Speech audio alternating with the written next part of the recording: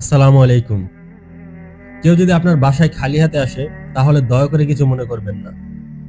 যদি অল্প স্বল্প বা কম দামি কিছু নিয়ে আসে তাতেও নাক ছিটকাবেন না।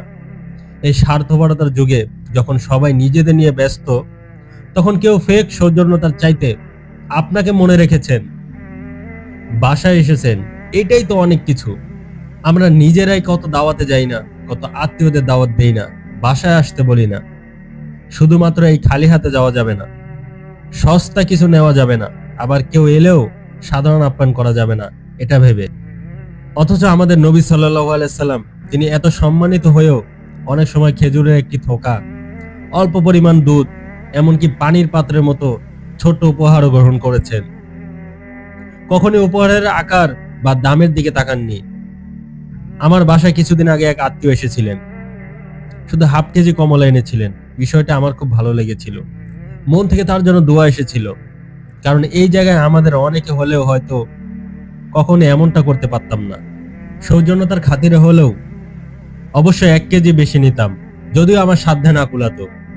নিজের ওপর কষ্ট হলেও শুধু দেখানোর জন্য বা তারা কি মনে করবে এই মানসিকতা থেকে বাড়তি খরচ করতাম। কিন্তু ওই আল্লাহর বান্দা অভিনয় করেননি, তার সাধ্য অনুযায়ী এনেছেন। এই যে দেখানোর জন্য বাড়তি খরচ, গতবার তিনি এত বেশি এনেছিলেন বলে অন্তত 1 কেজি হলেও বেশি নেওয়ার যে প্রতিযোগিতা, এটা আমাদের আত্মীয়তা সম্পর্কের আন্তরিকতা নষ্ট করে দিয়েছে। দেখা সাক্ষাৎ যাওয়া আসা কঠিন করে ফেলেছে। সালাফরা বলতেন, মানুষের প্রশংসার আশায় কাজ করো না, আর মানুষের নিন্দার ভয়ে থেমে যেও না, কারণ নিয়তি আসল বিষয়।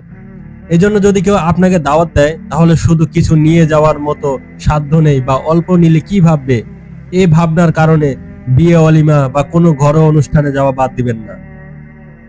আপনার যতটুকু সাধ্য আছে অল্প হলেও মন থেকে নিয়ে যান।